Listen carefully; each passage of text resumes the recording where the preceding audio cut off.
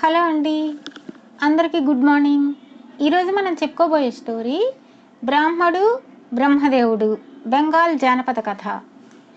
ఒకానొకప్పుడు బెంగాల్లోని సోనార్పర అనే చిన్న గ్రామంలో ఒక బ్రాహ్మణుడు నివసిస్తూ ఉండేవాడు. అతనికి ఒక విచిత్రమైన సమస్య ఎదురైంది. అతడు ఎప్పుడు ఎక్కడ ఏ విందుకు వెళ్ళినా కడుపు నిండా తినలేకపోయేవాడు. ఏదో ఒక ఆటంకం కలిగి భోజనాన్ని సగంలోనే వదిలిపెట్టవలసి వచ్చేది. అతడు వేగంగా తిన్నా, నిదానంగా తిన్నా తన విధి నుంచి తప్పించుకోలేకపోయేవాడు. బ్రహ్మదేవుడు తన నుదుట రాసిన రాతగా దానిని భావించి అతడు తెగ బాధపడిపోయేవాడు. ఒకనాడు స్థానిక మహారాజా వారి భవనంలో జరిగే విందు భోజనానికి రమ్మని బ్రాహ్మణుడికి ఆహ్వానం వచ్చింది. అతడు ఆనందంతో ఉబ్బి తబ్బిబ్బైపోయాడు. ఈసారి నేను తప్పకుండా కడుపు నిండా విందు భోజనం చేయగలను. వాళ్ళు గౌరవించేలా నా బట్టలను కాస్త శుభ్రంగా ఉతికిపెట్టు అని భార్యను పురమాయించాడు. మల్లె పువ్వులా ఉతికిన తెల్లటి ధోవతి కుర్తా ధరించి దర్జాగా బ్రాహ్మణుడు రాజభవనానికి బయలుదేరాడు. పచ్చని వరిపైరు మధ్యగా గాలికి తల ఊపుతూ నిలబడ్డ పొడవాటి కాష్పూల్ చెట్ల అందాలను చూసి ఆనందిస్తూ నడవసాగాడు. రాజభవనం చేరగానే అతన్ని సేవకులు సాదరంగా ఆహ్వానించారు. విందు భోజనానికి కూర్చోపెట్టారు. పెద్ద వెండి పళ్ళాన్ని ముందుంచి సేవకులు ప్రేమతో వడ్డించారు. ఆ వంటలను చూడగానే బ్రాహ్మడి కళ్ళు రెండింతలయ్యాయి. మంచల్ జోల్, ఆలు పోస్తా, భేగన్ బాజా, నెయ్యి అన్నం, జల్ఫాయ్ చట్నీ, తీయటి పెరుగు అంటూ 20 రకాల పిండి వంటలు, వాటికి తోడు ఇంకా మరికొన్ని పదార్థాలు అన్నీ సజావుగానే సాగుతున్నాయి. బ్రాహ్మణుడు తినడం ప్రారంభించాడు. పళ్ళెంలోని పదార్థాలలో 4వ వంతు తిన్నాడో లేదో ఉన్నట్టుండి దబీమన్న శబ్దం వినిపించింది. కంగారుతో తల పక్కకు తిప్పి చూశాడు. కప్పుకు కట్టి వేలాడదీసిన ఉట్టి మీద పెరుగుకుండా ఉట్టి తాడు తెగడంతో నేల భయపడి చెల్లాచెదరైపోయింది. వాటిలో 4-5 పెంకు ముక్కలు బ్రాహ్మణుడు పళ్ళెంలోకి వచ్చి పడ్డాయి. కడుపు నిండా తినకుండానే అతడు అక్కడి నుంచి లేవవలసి వచ్చింది. అతడు బయలుదేరుతుండగా మహారాజా వారు ఎదురుపడి, ఠాగూర్ మహాశయ్, సేవకులన్నీ వడ్డించారు కదా, తృప్తిగా భోంచేశారు కదా అని అడిగాడు ఎంతో ఆప్యాయంగా.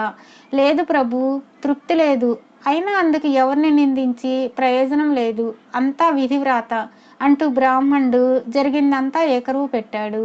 ఇది విన్న మహారాజా వారు కలవరపడ్డారు. ఠాగూర్ మహాశయ్, ఇప్పుడు విందు సమయం దాటిపోయింది.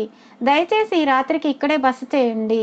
రేపు నేనే తమరికి దగ్గర ఉండి స్వయంగా వడ్డిస్తాను. మీరు కడుపు నిండా విందు ఆరగించవచ్చు అన్నాడు.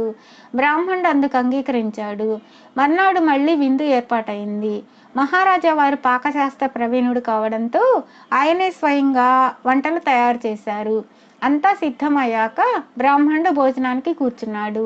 మహారాజా వారి దగ్గరే ఉండి బ్రాహ్మడి భోజనానికి ఏమాత్రం ఆటంకం రాకుండా సర్వ జాగ్రత్తలు తీసుకున్నారు. పైనుంచి విరిగి పడ్డానికి కానీ, పక్కల నుంచి ఎగబాకటానికి కానీ ఏది కనిపించకపోయేసరికి బ్రహ్మదేవుడు బ్రాహ్మడి విందుకు ఎలాంటి ఆటంకము కలిగించలేకపోయాడు.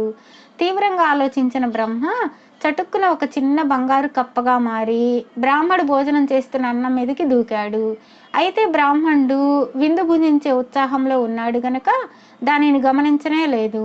బంగారు కప్పతో పాటు గుప్పెడి అన్నం తీసుకుని నోట్లో వేసుకొని అలాగే మింగేశాడు. అన్నంతో పాటు బంగారు కప్ప కూడా బ్రాహ్మడి కడుపులోకి చేరింది. బ్రాహ్మడు కడుపు నిండా తిని ఒకసారి తృప్తిగా త్రేయించి లేచి చేయి కడుక్కొని సుగంధభరితమైన మిష్టీపాన్ వేసుకొని రాజభవనం నుంచి వెలుపలికి వచ్చాడు. భుక్తాయాసం తీరాక మహారాజా వారిచ్చిన కానుకలతో స్వగ్రామానికి బయలుదేరాడు. అతడు పొలాల గుండా నడుస్తూ ఉండగా, బ్రాహ్మడా, నన్ను వదిలిపెట్టు, దయచేసి నన్ను బయటకు వదులు అన్న మాటలు వినిపించాయి. బ్రాహ్మడు ఉలిక్కిపడి చుట్టుపక్కల ఒకసారి కలయి చూశాడు. ఎవరూ కనిపించలేదు.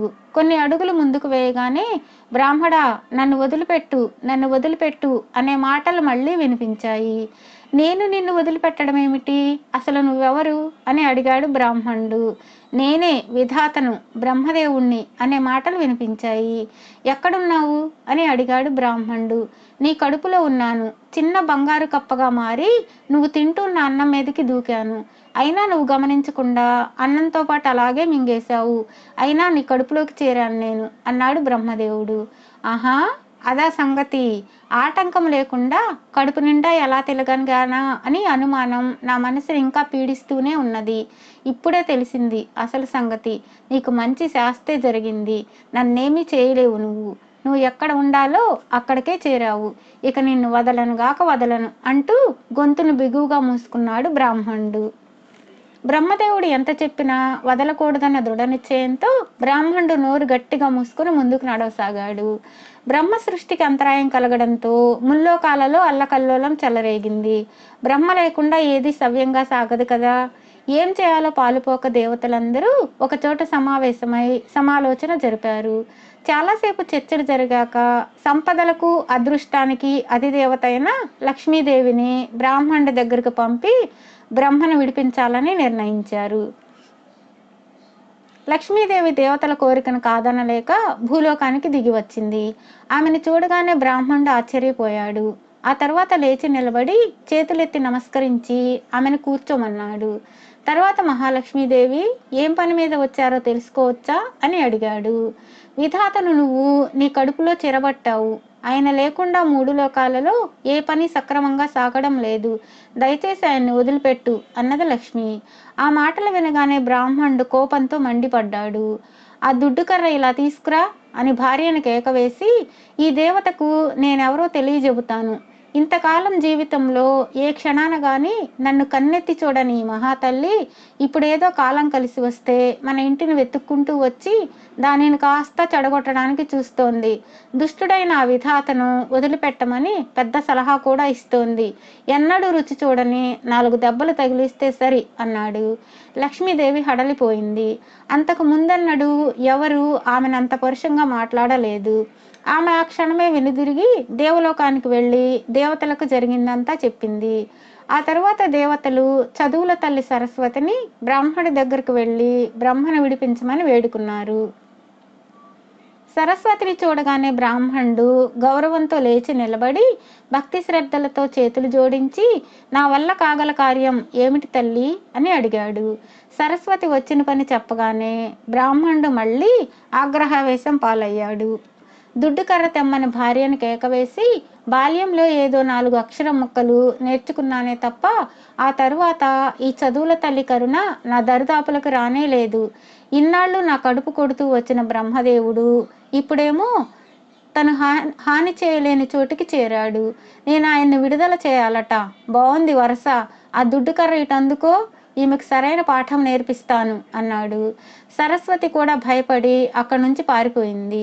ఆఖరకు పరమశివుడే బ్రాహ్మణుడి దగ్గరికి వచ్చాడు.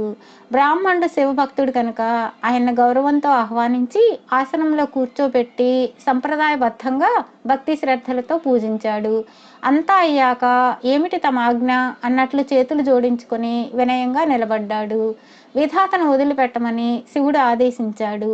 ప్రభు, నేను మీ ఆనతని శిరసా వహిస్తాను. అయితే నా సమస్యకు పరిష్కారం ఏమిటో తమరే సెలవివ్వాలి. నేను దుర్భరమైన జీవితం గడిపాను. దానికంతటికీ మూల కారణం ఆ విధాతే కదా అన్నాడు దీనంగా. ఇక నీకు ఆ భయం వద్దు. నా భక్తుడివైన నిన్ను నాతో దేవలోకానికి తీసుకువెళతాను. అక్కడ విధాత తంత్రాలేవి నీ మీద పనిచేయవు కూడా అన్నాడు శివుడు.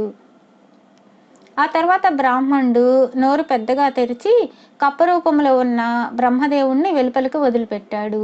ఆ పిమ్మట శివుడు ఇచ్చిన మాట ప్రకారం బ్రాహ్మణ్ణి అతని భార్యను తనతో పాటే దేవలోకానికి వెంటబెట్టుకుని తీసుకువెళ్ళాడు.